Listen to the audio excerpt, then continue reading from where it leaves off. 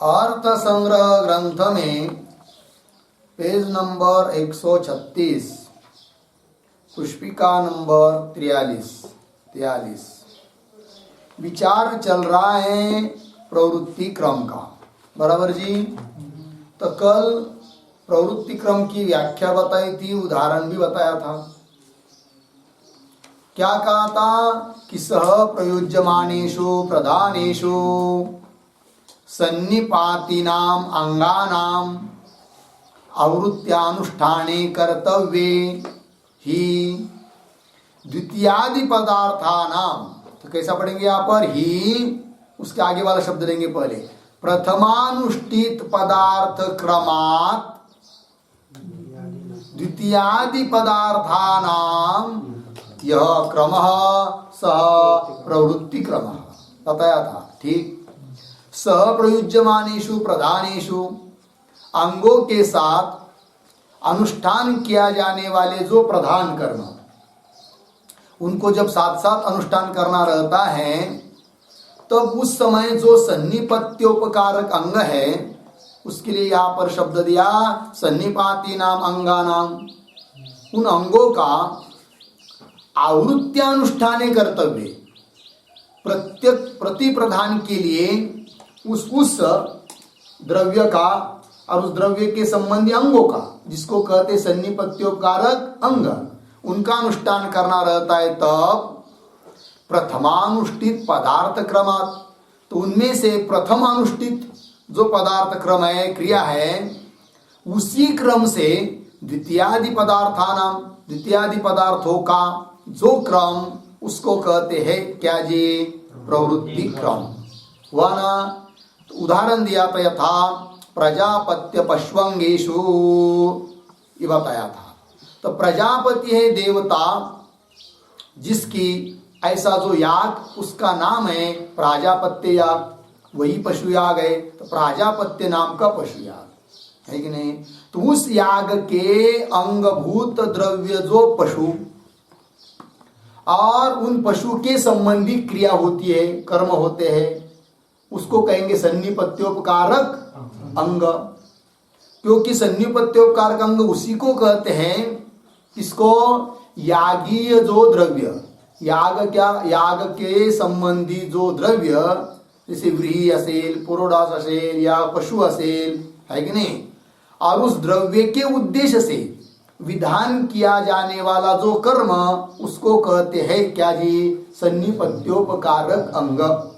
जैसे व्रीहिन अवहंती, व्रीहिन प्रोक्षति, तो याग हुआ, याग के उद्देश्य से व्रीहि द्रव्य, और उस यागीय द्रव्य जो व्रीहि, उसके संबंधी कर्म कौन सा? प्रोक्षण आदि। तो वो जो कर्म है वो कैसा हुआ? वो अंग, कर्म रूप अंग सन्निपत्योपकारक अंग। उसी प्रकार यहाँ पर याग है वाजपेय याग, उसके अंतर्गत प्राजापति याग है, प्राजापत्य यागा, और वो बहुत सारे याग हैं, प्राजापत्याः यागाः, वही पशु याग है। उनके लिए द्रव्य है पशु, और वो पशु बताए थे कितने? 17, सप्तदश कहा था ना, सप्तदश प्राजापत्यान पशून आलभेत, ये वाक्य है, उत्पत्ति वाक्य है कि नहीं? तो 17 पशु का आलभन करने के लिए कहा है। तो वहां 17 पशु है, तो यागीय द्रव्य हुआ पशु, और उनके संबंधी कुछ अंग है, कुछ कर्म है, तो वो हुआ कौन? सन्निपत्योपकारक अंग। और 17 पशु ऐसे सामने रखे हुए, एक 2 3 4 17 ऐसा करके। अब उन पशु के संबंध से कुछ कर्म करना पड़ता है, जैसे उदाहरण उपाकरण, नियोजन, अंजन, पर्यग्निकरण आदि आदि।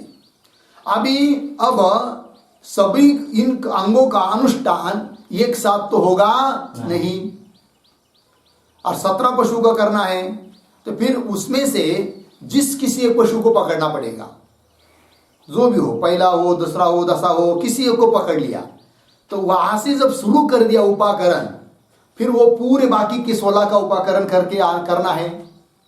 फिर जहां से उपाकरण शुरू किया था ना, वहीं से दूसरा अंग शुरू करना है, जैसे उपनियोजन है कि नहीं, किंवा नियोजन, किंवा अंजन, किंवा पर्यग्निकरण, जहां से पहला शुरू किया वहीं से शुरू करना है, फिर वो पूरा राउंड करना है एक एक करके।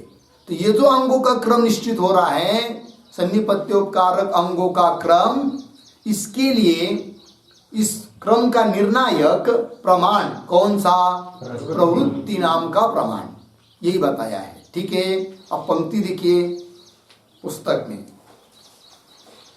तो यथा उदाहरण दिया है, प्राजापत्य पश्वंगेशु इत्यादि तक हुआ ना। अब आगे देखिए, प्राजापत्या ही मिला पुस्तक में, वैश्वदेवीं कृत्वा प्राजापत्यैश्चरन्ति इति वाक्येन तृतीया निर्देशात् सेति कर्तव्यता का एक कालत्वेन विहिताः। इसका थोड़ा अन्वय करेंगे, पहले 2 शब्द छोड़कर पढ़ता हूं। वैश्वदेवीं कृत्वा प्राजापत्यैः चरन्ति इति वाक्येन तृतीया निर्देशात्, फिर पीछे प्राजापत्याः ही सेति कर्तव्यता का एक कालत्वेन विहिताः।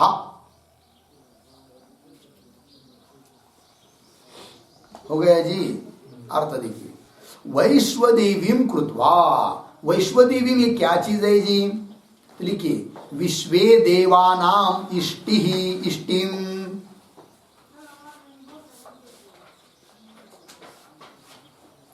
विश्वे देवानाम इष्टिम बराबर यागीय पूजाम कृत्वा ततः प्राजापत्यैः, प्राजापत्यैः बराबर प्रजापति देवताकैः,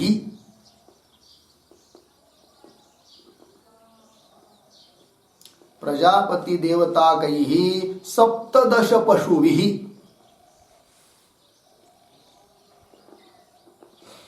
चरन्ति, चरन्ति बराबर प्राजापत्यानुष्ठानम, प्राजापत्यानुष्ठानम याज्ञिकाः कुर्वन्ति।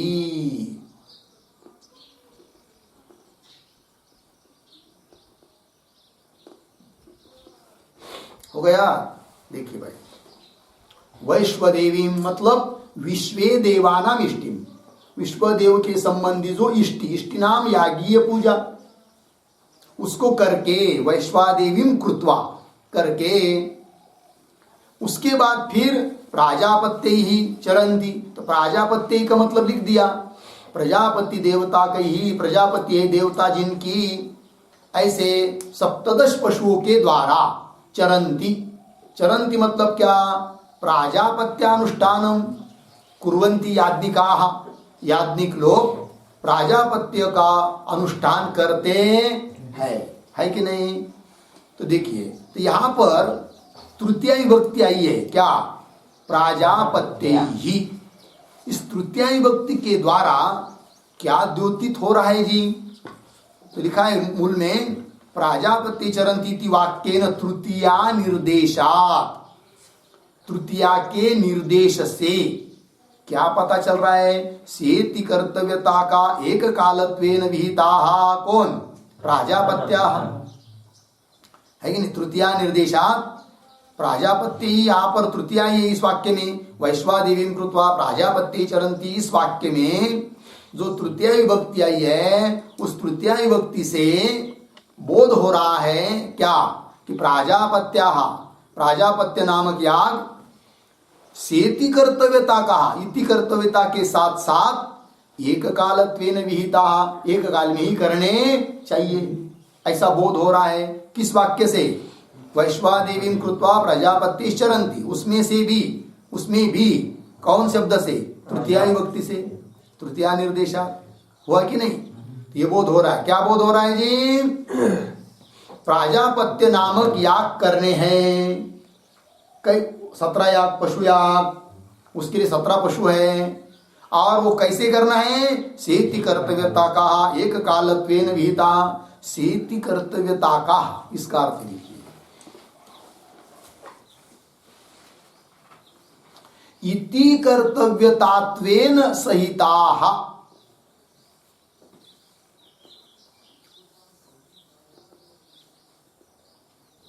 इति कर्तव्यतात्वेन सहिताः,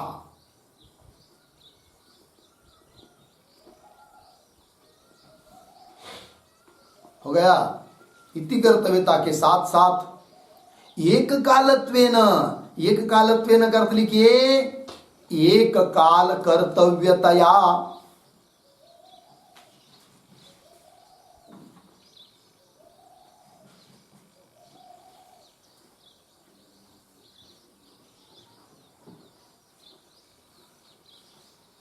है कि नहीं?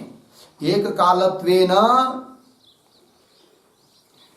एक काल कर्तव्यतया, यह अर्थ हो गया। विहिताः, विधान किए हुए है। कहने का तात्पर्य, ये जो उत्पत्ति वाक्य है, इस वाक्य के द्वारा इति कर्तव्यता के साथ एक काल में विहित है कौन? प्राजापत्य याग, हो गया ना? अंग सहित प्रधान याग, ये बात हो गई। तृतीया निर्देशात ये पद आया है, तो तृतीया निर्देश के साथ इस पर एक टिप्पणी लिखते हैं। यत्र ही तृतीया निर्देशः,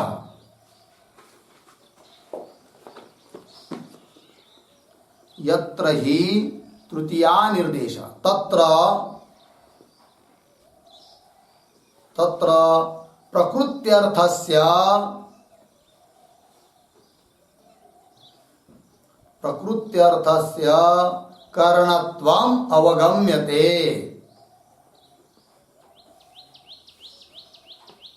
करणत्वम् अवगम्यते, पूर्ण विराम। तच्च करणत्वम्,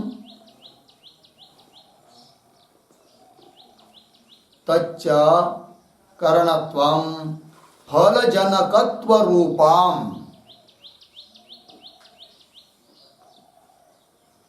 फलजनकत्व रूपम्, पूर्ण विराम।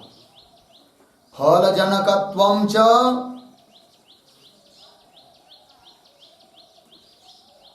फलजनकत्वं च प्रधान याग, प्रधान मात्रस्य, प्रधान मात्रस्य न संभवति,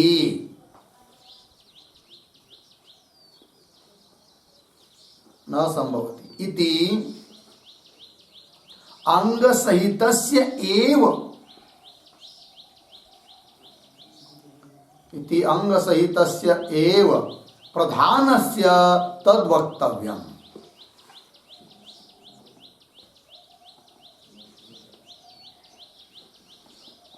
प्रधानस्य तद्वक्तव्यम्, पूर्ण विराम। अतः एव, अतएव भावनाकरणत्वम्, भावनाकरणत्वम् सांगस्य एव प्रधानस्य,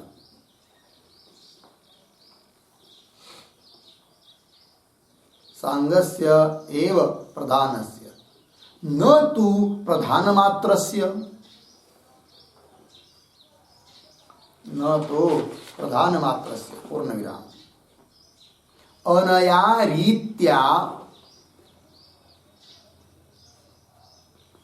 अनया रीत्या प्राजापत्यानां पशूनां, प्राजापत्यानां पशूनां एककालानुष्ठेयत्व रूपम,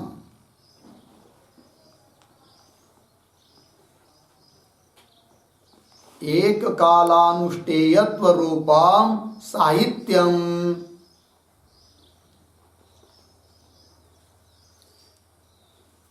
तत्तत् अंग सहितानां संपादनीयम्,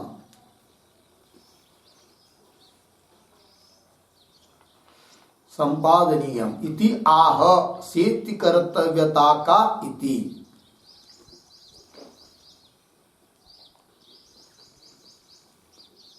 इति आह सेति कर्तव्यता का इति। अर्थ देखिए भाई, जहां भी कहीं तृतीया का निर्देश होता है वहां क्या बोध होता है, इस बात का स्पष्टीकरण कर रहे हैं। यत्र ही तृतीया निर्देश, जहां तृतीया का निर्देश होता है, तत्र प्रकृत्यर्थस्य, तृतीया विभक्ति जिस शब्द को लगी हुई है वो जो प्रकृति, उसका जो अर्थ, तो प्रकृत्यर्थस्य करणत्वम अवगम्यते, करणत्व का बोध होता है। जैसे रामः द्विचक्रिकया गच्छति, तृतीय विभक्ति कहाँ लगी है, द्विचक्रिका शब्द को, तो उसका प्रकृति कौन हुई, द्विचक्रिका, वो क्या हुई, करण, तो वही हुआ। फिर तत्र जहां पर तृतीया लगी हुई थी, तृतीया का निर्देश होता है, वहां पर प्रकृत्यर्थस्य करणत्वम अवगम्यते, बराबर। तच्च करणत्वम, वो जो करणत्व क्या किस लिए होता है, फलजनकत्व रूपम, फल को उत्पन्न करता है वो करण, ठीक। और वो फलजनकत्वम च प्रधान मात्रस्य न संभवति, और वो फल को उत्पन्न करना केवल प्रधान याग कर लिया उतने मात्र से फल की सिद्धि होती नहीं है।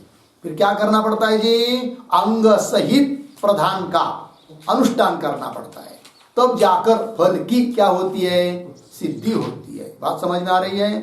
देखिए, फलजनकत्वं च प्रधान मात्रस्य न संभवति, केवल प्रधान मुख्य याग कर लिया उतने मात्र से फल हो गया, ऐसी बात होती नहीं। फिर कैसा, न संभवति इति, ऐसा होने से अंग सहितस्य एव प्रधानस्य तद्वक्तव्यम, अंग सहित प्रधान का अनुष्ठान करेंगे तब जाकर क्या होती है जी, फल की सिद्धि होती है, प्राप्ति होती है। तद्वक्तव्यम, ऐसा नियम हुए। अतएव ऐसा होने के कारण भावना करणत्वम, जब भावना का करण जो भी होता है वो केवल प्रधान नहीं होता है, अंग सहित प्रधान, भावना का क्या होता है, करण होता है।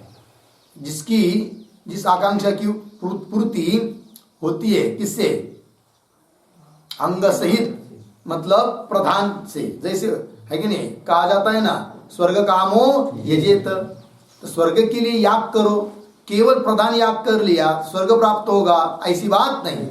अंग सहित उस याग का क्या करना पड़ता है, अनुष्ठान, वही लिख रहे। अतएव भावना करणत्वम सांगस्य व प्रधानस्य, अंग सहित प्रधान ही भावना का क्या होता है, करण होता है, न तो प्रधान मात्रस्य।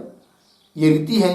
तो अनया रीत्या, इस पद्धति से प्राजापत्यानाम, तो यहाँ पर भी क्या वाक्य है, वैश्वादेवी कृत्वा प्राजापत्य ही चरंती, तो प्राजापत्य ही तृतीय विभक्ति है कि नहीं, तो उस तृतीय विभक्ति से है कि नहीं बोध होता है करण का, और करण का मतलब केवल प्रधान याग, प्राजापत्य याग, उसका अनुष्ठान करने से फल प्राप्त नहीं होगा। फिर कैसा, अंग सहित, वही अनया रीत्या प्राजापत्यानाम पशूनाम, प्राजापत्य नामक जो पशु याग है कि नहीं, तो पशुनाम एक काला है कि नहीं, और उन पशु को भी कहते हैं प्राजापत्य पशु, क्योंकि प्राजापत्य याग के लिए उनका उपयोग होने के कारण उन पशु का भी नाम हो जाता है प्राजापत्य पशु, तो वो अंग है।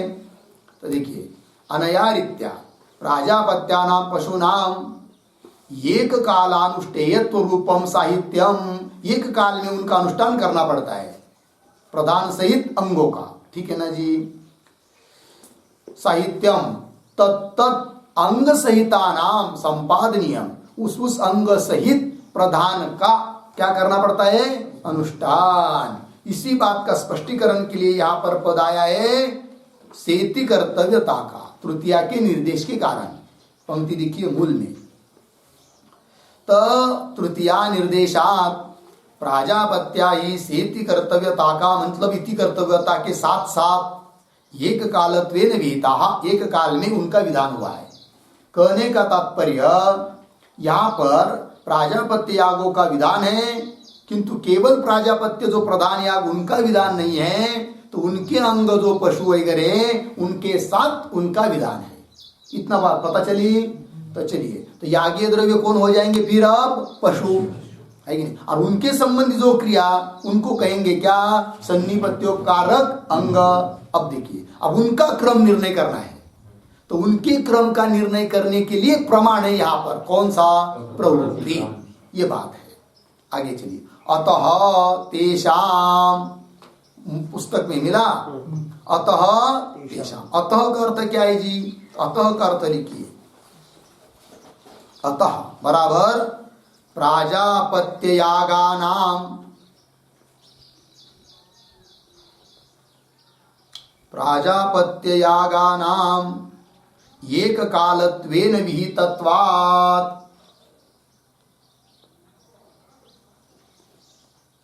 एक कालत्वेन विहितत्वात्, ठीक है ना। अतः मतलब प्राजापत्य यागों का एक काल से ही विधान होने के कारण, अतः तेषाम, तेषाम तेषाम का अर्थ प्राजापत्यानाम पशुयागानाम,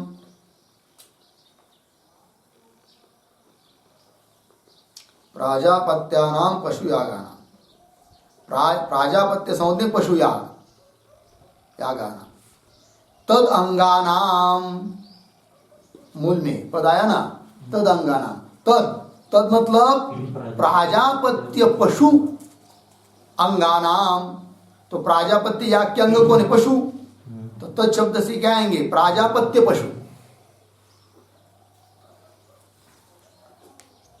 चलिए, अतः तेषाम, तेषाम का अर्थ लिख दिया आपको प्राजापत्यानाम पशुयागानाम, पशुयागों का, और उस पशु याग के जो अंग कौन पशु, तद अंगानाम, प्राजापत्य पशु, पशु रूप अंग, प्राजापत्य पशु और उस पशु के अंग, तद शब्द से कौन आएंगे प्राजापत्य पशु, और उस पशु के अंग मतलब कौन उपाकरण नियोजन इत्यादि अंग।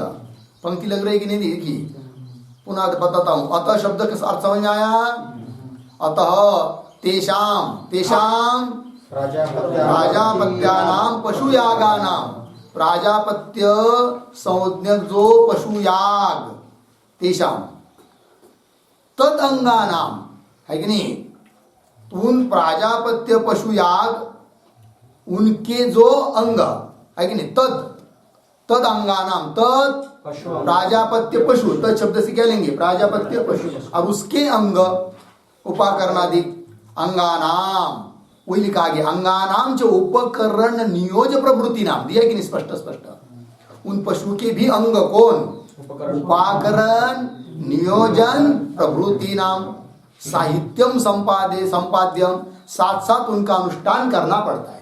किनका प्राजापत्य यागों का, और प्राजापत्य यागों के अंग जो पशु, और उन पशु का भी, और उन पशु के अंग जो उपाकरण नियोजन, ये सब, इन सब का क्या जी साहित्य अनुष्ठान, साथ साथ अनुष्ठान करना है। वही मूल पहली पंक्ति आई थी 43 में इसी पुष्पिका में, क्या सह प्रयुज्यमानेषु प्रदानेषु, है कि नहीं, साथ साथ इन सबका अनुष्ठान करना रहता है तब, अब उनमें जो साथ साथ तो बहुत सारे अनुष्ठान करना है, उनमें जो सन्निपत्योपकारक अंग, तो सन्निपत्योपकारक अंग कौन हो जाएंगे फिर? पशु संबंधी जो उपकरण, नियोजन, अंजन, पर्यग्नीकरण इत्यादि सन्निपत्योपकारक अंग।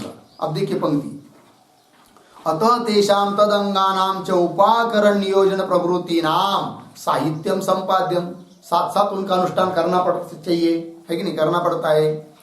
तच्च प्राजापत्य पशूनां, तच्च तच्च तच्च साहित्यम च, वह साहित्य,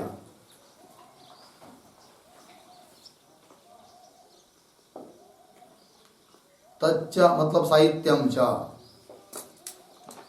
आगे, प्राजापत्य पशूनाम संप्रतिपन्न देवताकत्वेन युगपत अनुष्ठानात् उपपद्यते, है कि नहीं? तच्च वो साहित्य, है कि नहीं? क्या जी?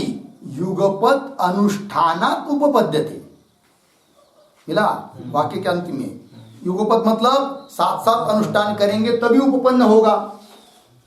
अब किनका साथ साथ अनुष्ठान करने से वो साहित्य उपपन्न होगा, सुसंपन्न होगा? तब कह रहे प्राजापत्य पशूनाम युगपत अनुष्ठानात् उपपद्यते। वाक्य लग रहा है कि नहीं? एक शब्द केवल अलग किया थोड़ा सा। तच्च प्राजापत्य पशूनाम युगपत अनुष्ठानात् उपपद्यते। तच्च तत् साहित्यम, वो साहित्य कब उत्पन्न होगा? प्राजापत्य पशु का एक साथ अनुष्ठान करेंगे तब उत्पन्न होगा क्या? साहित्य। अब उन प्राजापत्य पशु का एक साथ अनुष्ठान क्यों करेंगे? हेतु दिया बीच में, संप्रतिपन्न देवताकत्वेन, उन सबकी देवता एक होने के कारण उन सभी पशुओं का, प्राजापत्य पशुओं का अनुष्ठान एक साथ करना है, ठीक है ना? तो क्या लिखा है? संप्रतिपन्न देवताकत्वेन, मतलब क्या? लिखिए उसका अर्थ। एक शब्द में लिखना हो तो एक देवताकत्वेन ऐसा लिख सकते हैं, किंतु स्पष्टीकरण के लिए एक वाक्य लिखाते हैं, नाना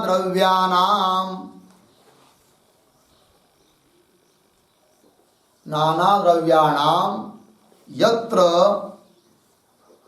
एका एव देवता,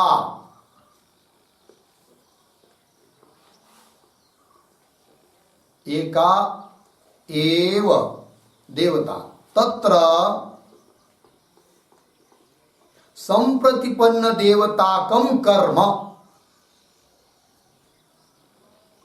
संप्रतिपन्न देवताकं कर्म इति व्यवहारः,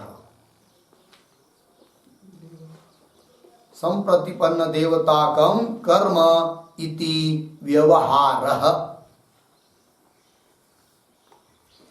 हो गया जी? चलिए, नाना द्रव्याणाम यत्र, जहां पर अनेक द्रव्यों का, है कि नहीं? यत्र एकाएव देवता, सभी द्रव्यों की, अनेक द्रव्यों की एक ही देवता होती है। तत्र, उसको क्या कहते? संप्रतिपन्न देवता को कर्म है, उस कर्म को क्या कहेंगे जी? संप्रतिपन्न देवता पदार्थ है वो, है कि नहीं? द्रव्य है वो, संप्रतिपन्न देवता द्रव्य है, किंवा संप्रतिपन्न देवता पदार्थ है, पदार्थ मतलब कर्म है कि नहीं? जहां पर अनेक द्रव्यों की देवता एक होती है, ठीक है ना? तो यहाँ पर जितने भी पशु है सबकी देवता एक ही है, कौन? प्रजापति। इसलिए वो सब कैसे हुए? संप्रतिपन्न देवता हुए, और संप्रतिपन्न देवता वाले सब पशु होने के कारण उनका अनुष्ठान एक ही काल में करना पड़ता है, और एक काल में अनुष्ठान युगपत अनुष्ठान करेंगे तभी उनका साहित्य भी उपपन्न होगा। लगा पंक्ति? अब चलिए, तच्च प्राजापत्य पशूनां संप्रतिपन्न देवताकत्वेन युगपत अनुष्ठानात् उपपद्यते। लगा? आगे चलिए, तद अंगानां च उपाकरणादीनां युगपत अनुष्ठानम अशक्यम। अब प्रश्न ये आ रहा है, अभी तक क्या सिद्ध किया? युगपत अनुष्ठान करेंगे तभी साहित्य सिद्ध होगा। अब पशु तो एक दो नहीं, कितने हैं? 17 हैं, आप समझ लीजिए पर्यग्निकरण करना है तो है कि नहीं, हाथ में जलती हुई वो लेकर, दर्भ लेकर वो प्रदक्षिणा करना है। एक ही साथ एक यजमान के द्वारा सबके लिए कैसी होगी प्रदक्षिणा? और सबको एक ही प्रदक्षिणा ऐसा तो करना नहीं है। अब करेंगे कैसे? फिर प्रश्न आ रहा है। युगपत अनुष्ठान तो करना ही पड़ेगा, नहीं तो क्या होगा? साहित्य सिद्ध नहीं होगा। और युगपत अनुष्ठान तो करना ही चाहिए, करना ही पड़ता है, क्योंकि तृतीया का निर्देश एक बात, दूसरी बात उन सबकी देवता एक है। अब करेंगे कैसे? तब उस वहां पर ये निर्णय किया जाता है। 17 पशु है ना भाई, तो समझ लीजिए बहुत अंग करने, एक अंग नहीं है कि नहीं? द्रव्य भी बहुत है, अंग भी बहुत है। तब क्या करना? एक द्रव्य को पकड़िए, एक पशु को पकड़िए, कोई भी छोटा मोटा नहीं, जो भी होगा उसको पकड़िए। उसके संबंधी अनेक अंग करने हैं ना, तो एक अंग पहले कर लीजिए। उसमें भी 2 पद्धत होती है। समझ लीजिए 10 अंग करने, 10 कर्म करने, उपाकरण, नियोजन आदि आदि। तो एक पशु को पकड़ लिया, सभी अंग उसके साथ कर लिया पहले, फिर उसको छोड़ दिया, दूसरे को पकड़ा, उसके साथ उसको पकड़कर सभी अंग कर लिया, फिर तीसरे को पकड़ा, उसको सब कर लिया। ये भी एक पद्धति है कि नहीं? दूसरी पद्धति यह है कि 17 पशु ऐसे रखे हैं और अंग बहुत सारे करने हैं, उपाकरण, नियोजन आदि आदि। तो एक अंग पहले कर लीजिए सभी का क्रमशः। तो एक को पकड़ लिया, किसी को समझ लीजिए 5 नंबर वाले को पकड़ लिया, तो उसका उपाकरण कर लिया। तो उसके बाद आगे वाले को करो, उपाकरण नहीं करो। उसके बाद उपाकरण मतलब स्पर्श करना उसको मंत्र बोलते हुए, तो कर लिया स्पर्श, फिर उस दूसरे को किया, फिर तीसरे को, फिर आगे आगे आगे, अंतिम हुआ पुनः पहले से। तो शुरुआत कहाँ से करना है ये आपने मन पर है, उसके लिए कोई नियामक नहीं है। पहले से करो, दूसरे से करो, 8वें से करो, किंतु जहां से एक अंग शुरू किया ना, दूसरा अंग करते समय पुनः वही से करना पड़ेगा, तभी काम चलेगा। तब क्या होगा? समझ लीजिए ये पशु है, यहां से शुरू किया उपाकरण, फिर इसको, फिर इसको, फिर इसको, फिर इसको किया, फिर दूसरा शुरू किया नियोजन किंवा अंजन, तब यही से शुरू करेंगे। तो बीच में जो अंतर है, क्षण है, वो समान हो जाएंगे सबके लिए। 16 क्षण हो जाएंगे, क्योंकि 17 पशु है कि नहीं? 16वें क्षण में पुनः वो दूसरा आएगा। और समझ लीजिए दूसरा अंग यहां से शुरू न करके यहां से करेंगे, तब सबके लिए समान क्षण बीच में नहीं होंगे। बात समझ में आया ना? तो ये बात बता रहे। तो इस प्रकार से अनुष्ठान करेंगे तो युगपत अनुष्ठान भी हो जाएगा, है कि नहीं? लगा ना? साहित्य भी सिद्ध हो जाएगा। और फिर वो क्रम, ये जो क्रम का निर्णय हो रहा है, इस प्रकार का क्रम, उसके लिए प्रमाण कौन? प्रवृत्ति नामक प्रमाण है। बात समझ में आया? देखिए पंक्ति, तद अंगानाम, मिला पंक्ति, तद अंगानाम, तद प्राजापत्यांगानाम, है कि नहीं? प्राजापत्य याग के अंग जो पशु के संबंधी अंग, तद अंगानाम, कौन अंग? वो उपाकरणादीनाम। तद मतलब वही पशु अंगानाम, तद शब्द से पशु लेंगे, ठीक है ना जी? पशु अंगानाम, कौन पशु अंग? उपाकरणादीनाम युगपत अनुष्ठानम अशक्यम। अशक्य है। कैसे अशक्य है? एक वाक्य लिखते हैं, अनेकेशाम पशूनाम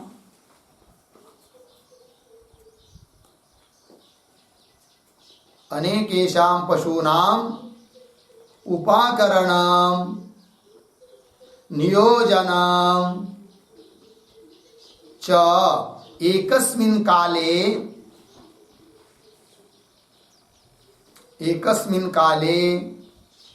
एकेन कर्त्रा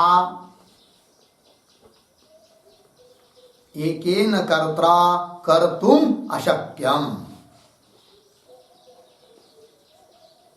कर्तुम अशक्यम। ठीक है जी? चलिए क्या बताया? अनेकेशाम पशूनाम, अनेक पशु है और अंग भी अनेक है, उपाकरण, नियोजनम इत्यादि, और वो एक काल में करने हैं।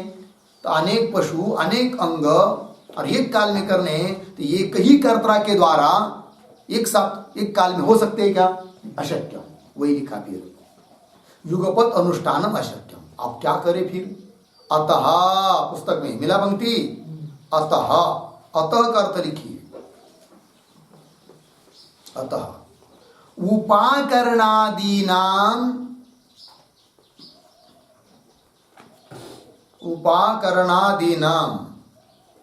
युगपत अनुष्ठान अनुपपत्तेः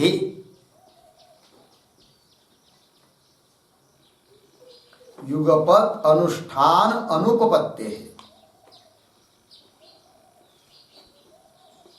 हो गया ना जी। अतः मतलब उपाकरणादि जो है उनका एक ही काल में अनुष्ठान की क्या हो रही है, अनुपपत्ति हो रही है, हो नहीं पा रहा है।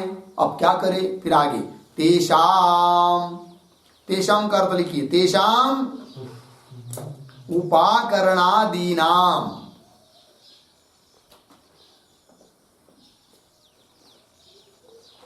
तेषाम मतलब उपाकरणादीनाम, साहित्यम, साहित्य तो करना है, फिर कैसा करें तो वो दे रहे, तेषाम साहित्यम अव्यवहित अनुष्ठान संपाद्यम। साहित्य तो चाहिए, हो तो नहीं पा रहा है, फिर बीच वाला मार्ग निकाला, कैसा करे साहित्य, तो वही लिखा तेषाम साहित्यम अव्यवहित अनुष्ठानात् संपाद्यम। अव्यवहित, अव्यवधान से सबका अनुष्ठान, मतलब एक का अनुष्ठान किया, दूसरे का, तीसरे का, बीच में व्यवधान देना नहीं है। इस प्रकार से अनुष्ठान करेंगे तो साहित्य सिद्ध हो जाएगा। लगा ना पंक्ति, तेषाम साहित्यम अव्यवहित अनुष्ठानात् संपाद्यम। अव्यवहितात् का अर्थ किए अव्यवधानेन,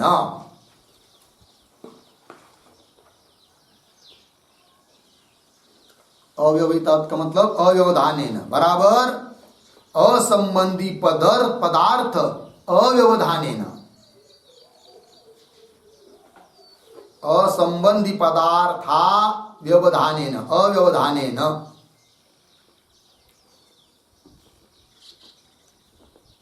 अव्यवधानेन हुआ मतलब अव्यवहितेन।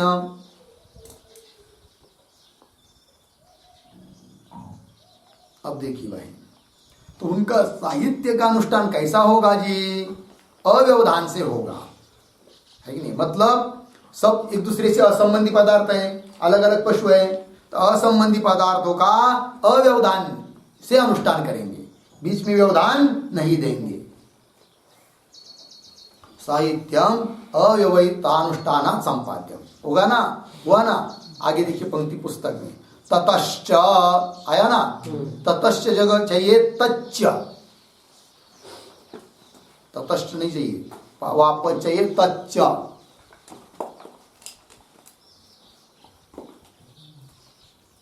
आगे देखिए, तच्च एकस्य उपाकरणम विधाय, विधाय, विधाय शब्द का अर्थ लिखिए कृत्वा,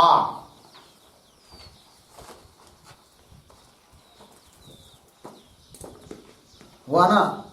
अब देखिए, तच्च एकस्य उपाकरणम विधाय, एक का उपाकरण करके, उपाकरण मतलब स्पर्श करना, अंग है वो, पशु के संबंधी अंग है। उपाकरण, नियोजन, अंजन, पर्यग्निकरण आदि। तो एकस्य उपाकरणम विधाय, उपाकरण करके, अपरस्य उपाकरणम विधेयम, एक का कर लिया उपाकरण, फिर उसी का तुरंत अंजन, पर्यग्निकरण, ऐसा नहीं। एक पशु का उपाकरण किया ना, वही उपाकरण दूसरे का करो, तीसरे का करो, चौथे का करो, ऐसे सभी 17 पशु का करो। पुनः जहां से शुरू किया था वहां से दूसरा अंग शुरू करो, पर्यग्निकरण आदि जो भी होगा, अंजन आदि, फिर सबका करो। ये बात समझ में आ रही पंक्ति, देखिए। तच्च एकस्य, एकस्य नाम एकस्य पशोः, एकस्य मतलब क्या, एकस्य एक पशु का, उपाकरणम विधाय, विधाय कृत्वा, एक पशु का उपाकरण करके, अपरस्य उपाकरणम विधेयम, दूसरे का उपाकरण करो, विधेयम, विधेयम करणीयम, ठीक। एवं नियोजनादिकम अपि, तो जैसे उपाकरण बताया ना, उसी प्रकार नियोजन, अंजन, पर्यग्निकरण आदि आदि। एवं नियोजनादिकम अपि, लगा इतनी पंक्ति। तथा च प्राजापत्येषु, कस्माचित पशु आरभ्य। अब प्रश्न आएगा कि ठीक है भाई, आपने क्रम बताया है कि नहीं, ओके, कौन अंगों का क्रम हुआ है? सन्निपत्योपकारक अंग है सब, उनका क्रम है कि नहीं, और उनका क्रम बताया ना। तो ये कौन सा है? इसके लिए प्रमाण क्या है? प्रवृत्ति क्रम। और प्रवृत्ति क्रम का लक्षण क्या क्या है? पहली पंक्ति में सप्रयुज्यमानेषु प्रदानेषु सन्निपातानाम अंगानाम आवृत्त्यानुष्ठाने। इस प्रकार आवृत्ति से अनुष्ठान करना है, तो अनुष्ठाने कर्तव्य करना है। तो क्या? प्रथमानुष्ठित पदार्थ, तो सबसे पहले पदार्थ, जिस पदार्थ का अनुष्ठान किया, पर पदार्थ क्रमात्, प्रथमानुष्ठित पदार्थ क्रमात्, उसी क्रम से क्या जी? द्वितीयादि पदार्थानाम, द्वितीयादि पदार्थों का क्रम, यह क्रम उसी को कहते क्या? प्रवृत्ति क्रम। ये प्रवृत्ति क्रम रूप प्रमाण से निर्णय हो रहा है। ठीक है, अब देखिए नीचे, अब प्रश्न आ रहा है कि वो एक एक अंग करना है सभी पशु का, लेकिन कहां से शुरुआत करें? पहले से या दूसरे से या 10वें से या अंतिम से, कहां से शुरुआत करें? तो वो बता रहे अभी। तथा च प्राजापत्येषु कस्माचित पशु आरभ्य। कस्माचित, किसी भी एक पशु से आरंभ करो, उसके लिए कोई बात नहीं है। कस्माचित पशु आरभ्य, आरंभ करके एकम सर्वत्र अनुष्ठाय। एकम अंगम, एक अंगम, जैसे उपाकरण हुआ क्यों परिगणीकरण हुआ, जो भी एकम शब्द के क्या है यहाँ पर? अंगम। एकम सर्वत्र अनुष्ठाय, उस एक अंग का सभी 17 पशुओं में क्या करेंगे? अनुष्ठान करेंगे। अनुष्ठान करके, अनुष्ठाय द्वितीयादि पदार्थ। अब द्वितीय पदार्थ मतलब द्वितीय अंग, द्वितीयादि पदार्थ शब्द से क्या लेंगे? द्वितीय अंग, द्वितीय कर्म, नियोजनादि, है कि नहीं? तो द्वितीय आदि पदार्थ तेन एव क्रमेण, उसी क्रम से, मतलब जहां से शुरुआत की थी ना, वही से शुरू करेंगे। होगा कि नहीं? तो तेन एव क्रमेण अनुष्ठेय, उसका अनुष्ठान करना चाहिए। सह प्रवृत्ति क्रम, इसको कहते हैं क्या जी? प्रवृत्ति क्रम। ठीक है, सह हो गया नहीं? पंक्ति लग गई सबको, शब्द लगे? हाँ, आगे देखिए। सह अयम, सह अयम, सह अयम, वह यह, कौन? प्रवृत्ति क्रम। स अयम शब्द का अर्थ लिख के रखिए, प्रवृत्ति क्रम। श्रुत्यादिभ्य दुर्बल, है कि नहीं? क्रम निर्णायक 6 प्रमाण बताए थे ना, कौन कौन? श्रुति, अर्थ, पाठ, आगे याद नहीं किया? सभी पंक्तियां याद करवाना चाहिए फिर। हाँ बोलो ना फिर। श्रुति, अर्थ, पाठ, स्थान, मुख्य, प्रवृत्ति, है कि नहीं? तो प्रवृत्ति सबसे अंतिम है, उसके पहले बाकी के सब है श्रुत्यादि। तो वही कह रहे हैं, श्रुत्यादिभ्य मतलब श्रुति, अर्थ, पाठ इत्यादि जो 5, उनसे सबसे दुर्बल है कौन? प्रवृत्ति। सोयम प्रवृत्ति, सोयम मतलब प्रवृत्ति क्रम श्रुत्यादिभ्य दुर्बल हो गया ना जी, है ना? और प्रवृत्ति क्रम से सब बलवान है और उनसे यह दुर्बल है कौन? प्रवृत्ति क्रम, है कि नहीं? जहां प्रवृत्ति क्रम के साथ किसी का झगड़ा होगा, झगड़ा मतलब क्या? ऐसा कोई स्थल रहेगा कि वहां पर 2 प्रमाण उपलब्ध है, श्रुति प्रवृत्ति कि वह अर्थ प्रवृत्ति कि वह पाठ प्रवृत्ति, इस प्रकार से। तो किसके द्वारा क्रम माना जाएगा? श्रुत्यादिक के द्वारा, न कि प्रवृत्ति के द्वारा। जहां कोई चारा नहीं है वहां पर प्रवृत्ति क्रम, किंतु प्रवृत्ति क्रम के साथ साथ अन्य कोई प्रमाण उपलब्ध है क्रम का निर्णायक, तो उन प्रमाण से माना जाएगा, प्रवृत्ति क्रम से नहीं, क्योंकि प्रवृत्ति क्रम से वो सब प्रबल है और उन सब से प्रवृत्ति क्रम दुर्बल है। समझ में आया? वही सोयम श्रुत्यादिभ्य दुर्बल तदेवं संक्षेपतः निरूपितः षड्विध क्रम निरूपणेन प्रयोग विधि, है कि नहीं? तदेवं संक्षेपतः निरूपितः, कहाँ निरूपितः? प्रयोग विधि ही निरूपितः। तदेवं है कि नहीं। उस इस प्रकार से संक्षेप से प्रयोग विधि का निरूपण हुआ। किंतु प्रयोग विधि का निरूपण करते समय केवल प्रयोग विधि का निरूपण नहीं किया, अपितु उसके सहकारी अंग है कि नहीं, प्रमाण कौन, क्रम निर्णायक प्रमाण कौन, 6 वही लिखा है। षड्विध क्रम निरूपणेन, षड्विध क्रम के निरूपण के द्वारा संक्षेपतः प्रयोग विधि निरूपितः, प्रयोग विधि का निरूपण किया। हो गया जी। तो कितनी विधि हुई अभी तक? 6 विधि कितनी हुई कुल मिलाकर? कितनी विधि है? 4। कौन कौन? प्रधान विधि, हाँ, प्रधान विधि अर्थात उत्पत्ति विधि, विनियोग विधि, नंबर 2 विनियोग विधि हुई, नंबर 3 वापर अधिकार विधि लिखा है, किंतु निरूपण किया प्रयोग विधि का। तो 3 विधि का निरूपण हुआ। कौन कौन? उत्पत्ति विधि, विनियोग विधि और प्रयोग विधि। अब रह गई कौन? अधिकार विधि। उसका निरूपण करेंगे।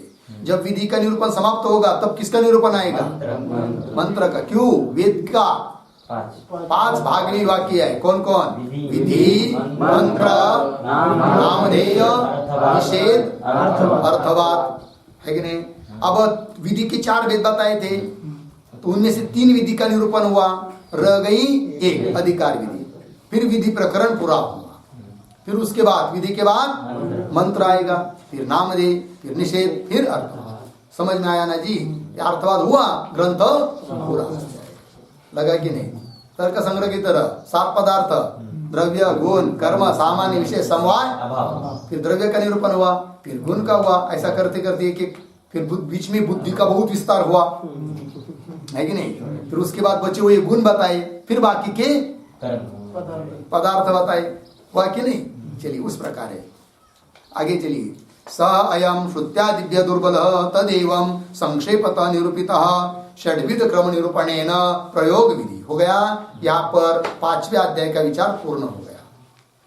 आगे चलेगा 6ठा अध्याय। ठीक है ना जी। उसका विचार हम लोग कल करेंगे, अधिकार विधि का विचार। ठीक है ना जी। ओम पूर्णमदः पूर्णमिदं पूर्णात् पूर्णमुदच्यते पूर्णस्य पूर्णमादाय पूर्णमेवावशिष्यते।